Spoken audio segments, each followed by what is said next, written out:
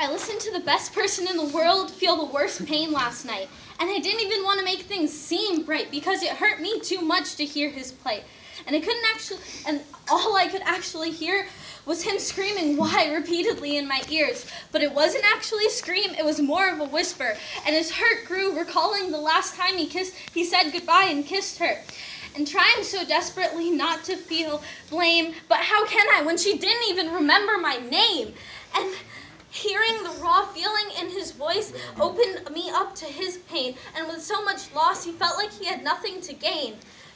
And of all the people that have seen me cry, seldom have I ever seen them cry back. And when I do, I feel like I'm about to snap.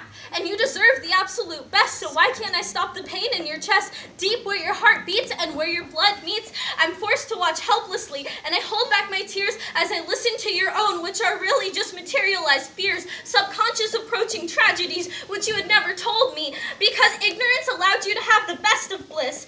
But I'm not mad at all, because for 6 months, and I lived this. This was my ignorance, and it was my safety net shielding me from the devil's bet, which I wished had never been set. And 3 years later, nothing was easier, and his goodbyes were mute, and his words were written in his tears.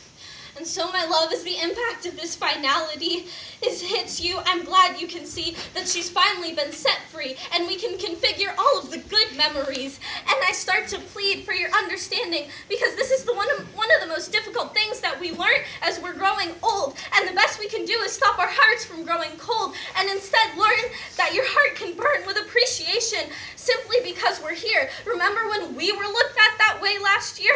And it's hard to accept loss, since I know you couldn't have done anything to stop the cause, but in your grief, please pause, so I'm able to tell you that, and so you can hear that I'm still here, and I always will be here for you, even when things seem doomed, because the fact that you're in front of me is enough for me to realize how thankful and grateful that I need to be.